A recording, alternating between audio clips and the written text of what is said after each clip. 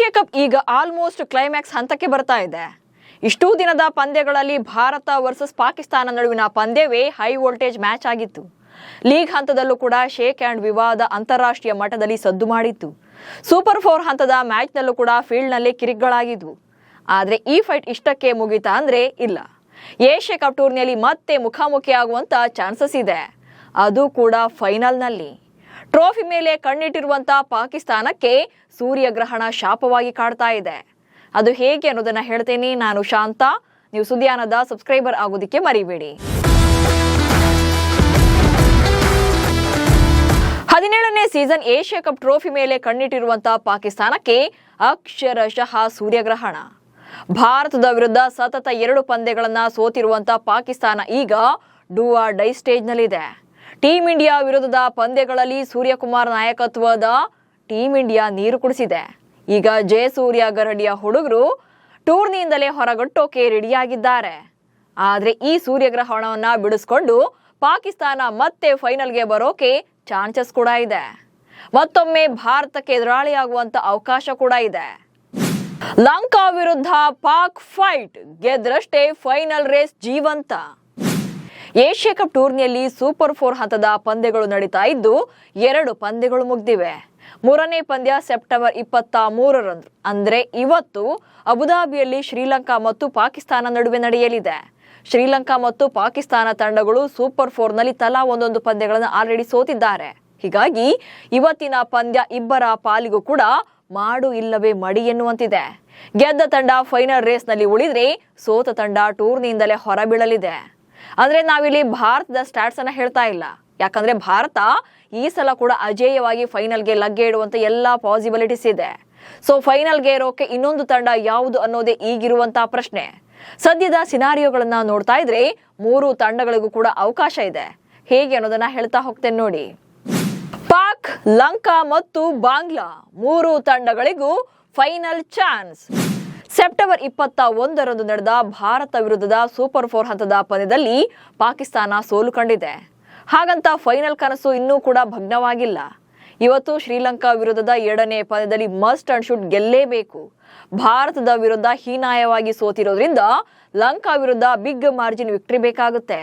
ಅದಾದ ಬಳಿಕ ಬಾಂಗ್ಲಾದೇಶ ವಿರುದ್ಧದ ಪಂದ್ಯದಲ್ಲೂ ಕೂಡ ಗೆದ್ರೆ ಫೈನಲ್ಗೆ ಇರುವಂತ ಚಾನ್ಸಸ್ ಇದೆ. ಮತ್ತೊಂದು ಕಡೆ ಟೀಂ ಇಂಡಿಯಾದ ಮುಂದಿನ ಎದುರಾಳಿಗಳು ಬಾಂಗ್ಲಾದೇಶ ಮತ್ತು ಶ್ರೀಲಂಕಾ ತಂಡಗಳು. ಬಾಂಗ್ಲಾದೇಶ ತಂಡ ಭಾರತ ಹಾಗೆ ಪಾಕಿಸ್ತಾನ ವಿರುದ್ಧ ಸೋತ್ರೆ 2 ಅಂಕಗಳೊಂದಿಗೆ ಅಂಕಪಟ್ಟಿಯಲ್ಲಿ 3ನೇ ಸ್ಥಾನದಲ್ಲಿ ಉಳಿಬೇಕಾಗುತ್ತೆ. ಸೊ ಲಂಕಾ ಪಡೆ ಈಗಾಗಲೇ 1 ಪಂದ್ಯವನ್ನ ಸೋತಿರೋದ್ರಿಂದ ಪಾಕ್ ವಿರುದ್ಧ ಗೆದ್ದು ಭಾರತದ ವಿರುದ್ಧ ಸೋತ್ರು ಕೂಡ ಫೈನಲ್ ರೇಸ್ ನಲ್ಲಿ ಇರುತ್ತೆ. ಹೀಗಾಗ್ಬೇಕು ಅಂದ್ರೆ ಬಾಂಗ್ಲಾ ತನ್ನ ಮುಂದಿನ 2 ಪಂದ್ಯಗಳನ್ನ ಸೋಲ್ಬೇಕಾಗುತ್ತೆ. ಹೀಗಾಗಿ ಪಾಕಿಸ್ತಾನ ತಂಡ ಬಾಂಗ್ಲಾದೇಶ ಹಾಗೆ ಶ್ರೀಲಂಕಾ ವಿರುದ್ಧ ಗೆದ್ರೆ ಒಟ್ಟು 4 ಅಂಕಗಳನ್ನ ಪಡೆಯಲಿದೆ.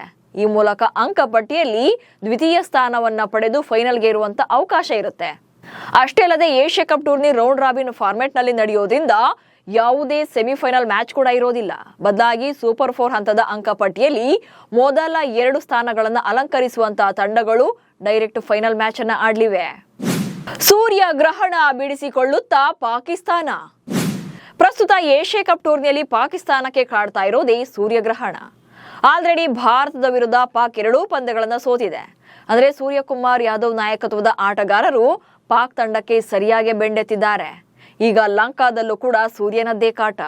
ಲಂಕಾ ತಂಡದ ದ್ರೋಣಾಚಾರ್ಯ ಆಗಿರುವಂತ ಜಯಸೂರ್ಯ ಪಾಕಿಸ್ತಾನವನ್ನ ಮನೆಗೆ ಕಳಿಸೋಕೆ ಸರ್ವ ತಂತ್ರಗಳನ್ನು ಕೂಡ ರೆಡಿ ಮಾಡ್ಕೊಂಡಿದ್ದಾರೆ. ಏಷ್ಯಾ ಕಪ್ನ ಇತಿಹಾಸದಲ್ಲೇ ಹೈಯೆಸ್ಟ್ ಫೈನಲ್ ಪ್ರವೇಶ ಪಡೆದಿರುವಂತಹ ತಂಡ ಶ್ರೀಲಂಕಾ ತಂಡ. ಕಪ್ ಗೆದ್ದಿರೋದು ಭಾರತವೇ ಆಗಿದ್ರು ಕೂಡ ಈ 16 ಆವೃತ್ತಿಗಳ ಪೈಕಿ 13 ಸಲ ಲಂಕಾ ಫೈನಲ್ ಪ್ರವೇಶ ಪಡೆದಿದೆ. ಈ ಪೈಕಿ 6ರಲ್ಲಿ ಗೆದ್ರೆ 7 ಸಲ ರನ್ನರ್ ಅಪ್ ಆಗಿದ್ದಾರೆ. ಇನ್ನು ಭಾರತ ತಂಡ 8 ಸಲ ಟೈಟಲ್ ಗೆದ್ದು 3 ಸಲ ರನ್ನರ್ ಅಪ್ ಆಗಿದ್ದಾರೆ. ಅಂದ್ರೆ ಭಾರತ ಟೋಟಲ್ ಆಗಿ 11 ಸಲ ಫೈನಲ್ ಪ್ರವೇಶ ಪಡೆದಿದೆ. ಈ ಸಲ ಕೂಡ ಭಾರತದ ಜೊತೆಗೆ ಶ್ರೀಲಂಕಾ ತಂಡವೇ ಫೈನಲ್ಗೆ ಬರೋದು ಅಂತ ಪ್ರೆಡಿಕ್ಟ್ ಮಾಡಲಾಗಿತ್ತು. ಲೀಗ್ ಹಂತದಲ್ಲಿ ಅಜೇಯವಾಗಿ ಗೆದ್ದವರು ಸೂಪರ್ 4ನಲ್ಲಿ ಬಾಂಗ್ಲಾದೇಶದ ವಿರುದ್ಧ ಹೇಗೆ ಸೋತ್ರು ಅನ್ನೋದೇ ದೊಡ್ಡ ಪ್ರಶ್ನೆಯಾಗಿದೆ. ಬಟ್ ಇವತ್ತಿನ ಪಾಕ್ ವಿರುದ್ಧದ ಮ್ಯಾಚ್ ಅಲ್ಲಿ ಬಿಗ್ ಮಾರ್ಜಿನ್ ನಲ್ಲಿ ಗೆದ್ದು ಕಮ್ ಬ್ಯಾಕ್ ಮಾಡೋಕೆ ಜಯಸೂರ್ಯ ಎಲ್ಲಾ ತಂತ್ರಗಳನ್ನು ಆಲ್ರೆಡಿ ಮಾಡಿದ್ದಾರೆ. ಯಾಕಂದ್ರೆ ಅಲ್ಲಿರೋದು ಯಂಗ್ ಪಡೆ. ತಾನು ಕೋಚ್ ಆಗಿರುವಾಗಲೇ ಲಂಕಾದ ಗತವೈಭವವನ್ನ ಮರಳಿ ಬರೆಸಬೇಕು ಅಂತ ಪಣ ತೊಟ್ಟಿದ್ದಾರೆ. ಯಾಕಂದ್ರೆ ಈ ಮ್ಯಾಚ್ ಅಲ್ಲಿ ಗೆದ್ದರಷ್ಟೇ ಅವರು ಫೈನಲ್ ರೇಸ್ ನಲ್ಲಿ ಉಳ್ಕೊಳ್ತಾರೆ. ಪಾಕಿಸ್ತಾನ ವಿರುದ್ಧ ಗೆಲ್ಲೋಕೆ 50% ಚಾನ್ಸಸ್ ಇದೆ. ಸೊ ಇದನ್ನ ಅವರು ಯುಟಿಲೈಸ್ ಮಾಡ್ಕೊಳ್ಳೇಬೇಕು. ಬಟ್ ನೆಕ್ಸ್ಟ್ ಮ್ಯಾಚ್ ಇರೋದು ಭಾರತದ ವಿರುದ್ಧ. ಅಲ್ಲಿ ಭಾರತ 80% ವಿನ್ನಿಂಗ್ ಪಾಸಿಬಿಲಿಟೀಸ್ ಇದ್ರೆ ಲಂಕಾಗೆ ಕೇವಲ 20% ಅಷ್ಟೇ ಇರುತ್ತೆ. ಸೊ ಫೈನಲ್ ರೇಸ್ ನಲ್ಲಿ ಉಳಿಬೇಕು ಅಂದ್ರೆ ಲಂಕಾಗೆ ಪಾಕ್ ವಿರುದ್ಧದ ಪಂದ್ಯವನ್ನ ಗೆಲ್ಲೋದಷ್ಟೇ ಏಕೈಕ ದಾರಿಯಾಗಿದೆ. ಒಟ್ನಲ್ಲಿ ಏಷ್ಯಾ ಕಪ್ ಫೈನಲ್ಗೆ ಭಾರತ ಕಾಲಿಡೋದಂತೂ ಪಕ್ಕ. ಬಟ್ ಅಜೇಯವಾಗಿ ಎಂಟ್ರಿ ಕೊಡೋದಷ್ಟೇ ಈಗಿರುವಂತ ಚಾಲೆಂಜ್ ಅವರಿಗೆ. ಅದನ್ನ ಬಿಟ್ರೆ ಎದುರಾಳಿ ಯಾರು ಅನ್ನೋ ಪ್ರಶ್ನೆಗೆ ಕೊನೆ ಪಂದ್ಯದವರೆಗೂ ಕೂಡ ಕಾಯಲೇಬೇಕಾಗುತ್ತೆ. ಸದ್ಯಕ್ಕೆ 3 ತಂಡಗಳಿಗೂ ಕೂಡ ಅವಕಾಶ ಇದೆ. ಅಂತಿಮವಾಗಿ ನಿಮ್ಮ ಪ್ರಕಾರ ಸೆಪ್ಟೆಂಬರ್ 28ರಂದು ನಡೆಯಲಿರುವಂತಹ ಫೈನಲ್ ಪಂದ್ಯದಲ್ಲಿ ಭಾರತದ ಎದುರಾಳಿ ಯಾರಾಗಬಹುದು ಅನ್ನೋ ಬಗ್ಗೆ ಕಮೆಂಟ್ಸ್ ಮೂಲಕ ತಿಳಿಸಿ. ಹಾಗೆ ಸುದ್ದಿಯನ್ನು ಫಾಲೋ ಮಾಡಿ. ನಮಸ್ಕಾರ.